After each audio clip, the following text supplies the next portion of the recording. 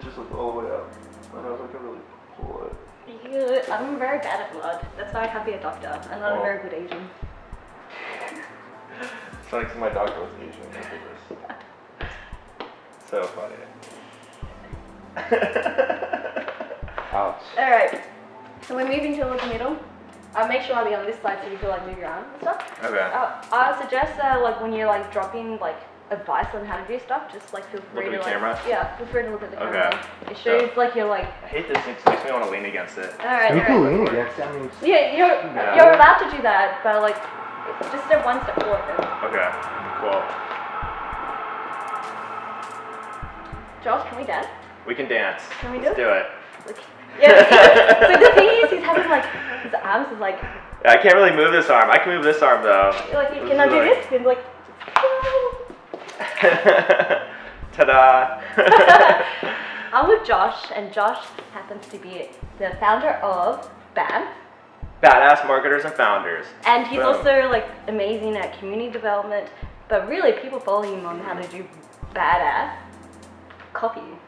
And we're going to specifically talk about LinkedIn copy. So yeah. Here I am. Honestly, LinkedIn copy, talking to Susie is one of the best opportunities right now to actually jump on because nobody's doing it. Like 0 people. As soon as I started doing that, granted more people started joining, but there is very little competition at all.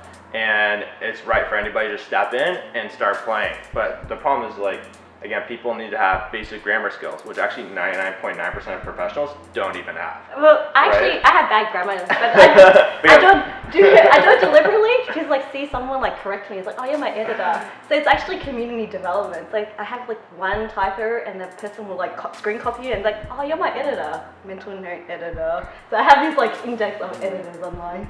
And you can actually take like bad copy from earlier in your days and put it next to good copy and be like, look how I've grown as a professional, and turn that into a post, right? Yeah, that's how you do it. So like when you say long copy, what's like the kind of like tips can you give to everyone about how to do it? So one of the main things that I try to tell people is that people won't read your intro, and if they don't feel an emotion by the end, then it doesn't matter. So everything in the middle is important, but it's only worth 50%. The first 3 lines and the last 3 lines are worth 50% of your piece.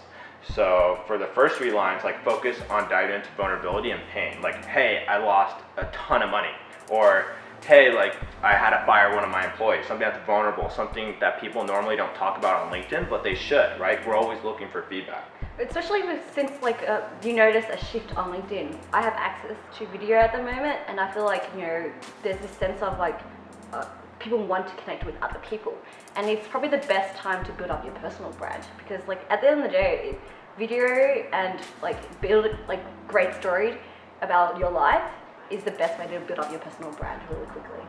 Exactly, and even if it's talking about the worst parts of your life, right? If my business failed tomorrow and I lost all my money, that'd probably be my most successful post ever. Alright, speaking of which, earlier on we had a great conversation about how to build up your personal brand inside a major corporation. Because major corporations, like, oh, but is that cultural fit? But it is. You want the millennial to thrive within. It's like, hey, I'm so comfortable to talk about my stuff because I'm awesome at it.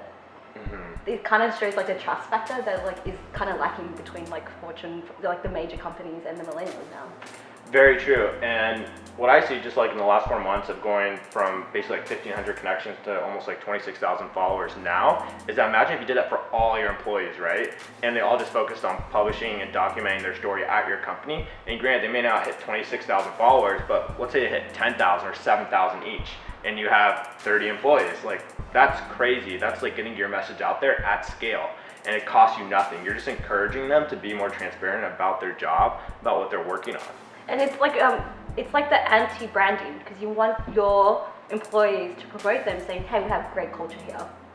Exactly, and it's funny because people just like don't want to see their employees talk about their company, and as soon as they actually see employees talk about their company, they're like they take it the wrong way. They're just like, "Oh, they're voicing their opinion. It must be negative." I'm like, that's not how it works. Like this is a time to learn from your employees. They're your most valuable asset, and they're telling you something, whether it's positive or not, right? So I actually experienced when I was an employee for a company, I put up a status that mentioned some parts of our culture, didn't even mention our company. It could have been about any company.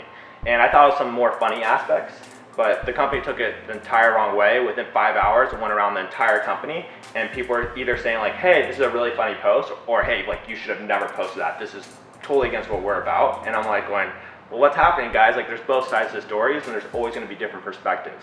But the purpose is like, hey, remain open about it, and nobody looks bad on this company, right? Because they didn't even know it's about it. Only the people in the company thought it was about them. Okay. And I think that's just a jealousy thing, as you mentioned. Yeah, it's pretty much, it's like if someone feels, like the older person feels threatened by your success, they're just actually projecting onto you because like they see you have better momentum and they feel threatened by that because they're supposed to be the expert.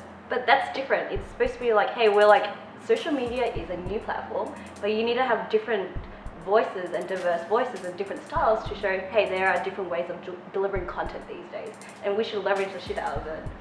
Yeah, 100%. Every single employee you have is a spokesperson for your company, and the opportunities that come from LinkedIn are just incredible. Like over the last month, I've had like a number of opportunities to just get interviews places. Like I have an opportunity to do a panel at South by Southwest.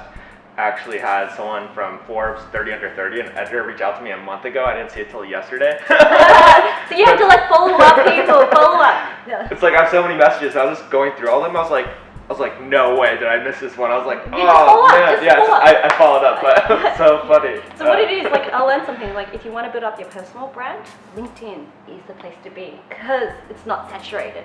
So great vulnerable stories or great personal stories where it's like, I feel like I connect you as a human being is going to be like lit. You guys see that kind of style on LinkedIn right now, especially with video and with like styles like Josh was suggesting, capitalize on it. Yeah, it's like this is the time to do it now, and if you're not doing it now, then you'll never be able to take advantage of it, to be honest. It's always like your first step is the hardest, and then the next step is just staying consistent and being vulnerable. It doesn't matter, like I put out tons of bad content, but I also put out a lot of good content. It's just wanting to keep pushing forward.